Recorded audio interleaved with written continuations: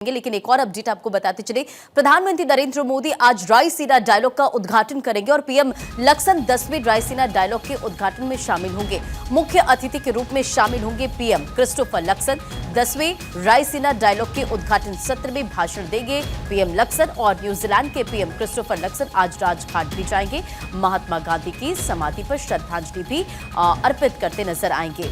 तो देखिए, दौरा जाहिर तौर पर बेहद खास है क्योंकि कई ऐसे महत्वपूर्ण विषय जिसे लेकर बातचीत होगी। और 2011 में न्यूजीलैंड ने न्यूजीलैंड इंक इंडिया रणनीति शुरू की, जिसका उद्देश्य भारत को एक प्रमुख व्यापार आर्थिक साझेदार बनाना था। और जाहिर तौर पर यह दौरा भी काफी ज्यादा महत्वपूर्ण हो जाता है अक्षय, क्योंकि पीएम नरेंद्र मोदी भी आज रायसीना डायलॉग का उद्घाटन करेंगे और इसी के साथ साथ इस उद्घाटन में शामिल होंगे न्यूजीलैंड के प्रधानमंत्री। और किन मुद्दों का जिक्र कर सकते, क्या वो तमाम बड़ी बातें हो सकती, क्योंकि अभी हमने सोशल मीडिया प्लेटफॉर्म एक्स पर पोस्ट भी देखा था, उनके तरफ से ये कहा गया कि जो वहां पर तीसरा बड़ा समूह है वो भारतीय का समूह है। तो दोनों देशों के बीच रिश्ते किस तरह से मजबूत हो, जाहिर तौर पर दोनों की तरफ से यही फोकस होगा। और देखिए, निश्चित रूप से कह सकते हैं कि जो सबसे बड़ी बात है कि जो इस बार रायसीना डायलॉग की जो थीम है वो culture people peace and planet. इसका मतलब है कि लोग शांति और जो हमारा अर्थ है, जो पृथ्वी है, उसमें रहने वाले तमाम लोग उनको किस तरह से बेहतर किया जा सकता है, उनको लेकर के चर्चा की जा रही है। ये माना जा सकता है कि महत्वपूर्ण चीजों को लेकर के आज चर्चा की जाएगी। और ये कहा जा रहा है कि क्योंकि प्रधानमंत्री का जो अगर बातचीत का देखें तो काफी महत्वपूर्ण हो जाता है। और सबसे बड़ी बात ये रही है कि प्रधानमंत्री जब क्रिस्टोफर लक्सन यहाँ पर पहुंचे, उन्होंने जैसा मैंने जिक्र किया था कि एस सिंह बघेल ने अगवानी की, साथ ही साथ विदेश मंत्री जो एस जयशंकर हैं उन्होंने बातचीत किया, उनसे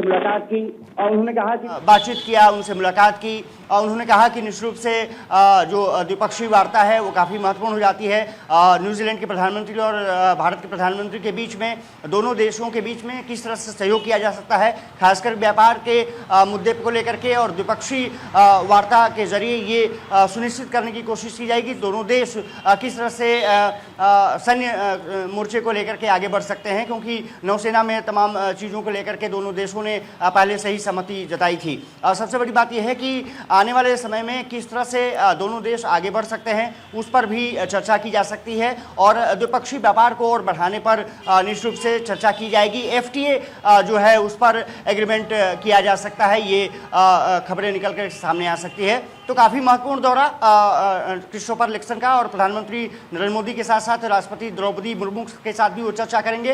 रायसीना डायलॉग जिससे मैंने जिक्र किया वो काफ़ी महत्वपूर्ण है और 125 देशों के प्रतिनिधि भाग ले रहे हैं, उसको वो संबोधित करने वाले हैं क्रिस्टोफर लक्सन जो कि 125 देश के प्रतिनिधि शामिल होंगे। और वहाँ पर जब वो संबोधित करेंगे तो निश्चित रूप से दुनिया में चल रहे जो तमाम खास करके युद्ध क्षेत्र में किस तरह से उसको शांति समझौते के रूप में बदला जा सकता है, उस पर उनका निश्चित रूप से फोकस रहने की उम्मीद जताई जा रही है। खास करके ये है कि अमेरिका के जो कि डिफेंस से संबंधित हैं तुलसी गाबार्ड, वो भी इसमें शिरकत करने जा रहे हैं। विदेश जो मंत्री हैं 20 देशों के शामिल होने जा रहे हैं, उनके सामने ये रखेंगे कि विदेशों में खास करके जो आर्थिक मोर्चे पर किस तरह से हम लोग एक दूसरे का सहयोग कर सकते हैं, किस तरह से शांति वार्ता में दूसरे को सहयोग कर सकते हैं, डिस्प्यूट्स जो देशों के बीच में रहे हैं उसको किस तरह से बहाली की जा सकती है, किस तरह से उसको अगर समाधान की तरफ आगे बढ़ा जा सकता है, वो काफ़ी महत्वपूर्ण हो जाता है। खास करके रसिया और यूक्रेन के बीच में जिस तरह से अभी भी युद्ध चल रहा है, अमेरिका शांति समझौते की तरफ लगातार बात करने में लगा हुआ है। तुलसी गाबार्ड का दौरा भी और जो प्रधानमंत्री क्रिस्टोफर लक्सन का दौरा भी काफ़ी महत्वपूर्ण हो जाता है। वहाँ भी मुझे लगता है कि कम से कम अपने उद्बोधन में लक्सन इस बात को इंगित करते हुए दिख सकते हैं। हाँ बिल्कुल। और देखिए, न्यूजीलैंड उन चंद देशों में से शामिल है भारत के लिए जहां भारत के सांस्कृतिक संबंध काफी ज्यादा अच्छे हैं और आज खुद मुख्य अतिथि के तौर पर रायसीना डायलॉग में शामिल होंगे, तमाम बातों का जिक्र करेंगे और ये देखना काफी ज्यादा महत्वपूर्ण हो जाता है। लेकिन एक महत्वपूर्ण सवाल ये भी है कि हिंद प्रशांत क्षेत्र में रणनीतिक दृष्टिकोण से क्या प्रभाव पड़ेगा।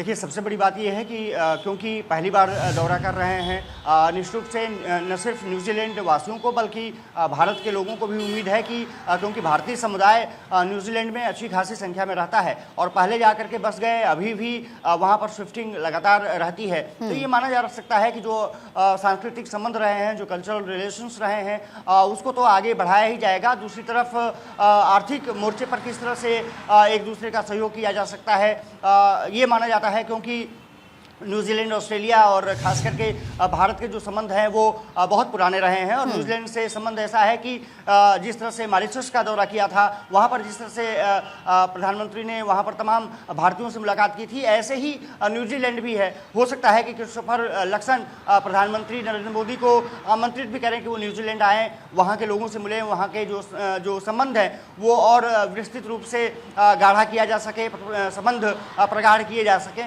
और ये माना जा रहा है कि जो बैठक होगी उसमें तमाम मुद्दों का जिक्र किया जाएगा, जिसमें कि दोनों देश एक दूसरे के साथ सहयोग करके आगे बढ़ सकें। अंतर्राष्ट्रीय मसले को लेकर के भी निश्चित रूप से चर्चा की जाएगी। जी, बहुत बहुत शुक्रिया अक्षय इन तमाम जानकारियों के लिए। तो देखिए, 20 मार्च तक भारत के दौरे पर क्रिस्टोफर लक्सन, भारत और न्यूजीलैंड के बीच कई अहम मुद्दों पर यहां पर चर्चा होगी।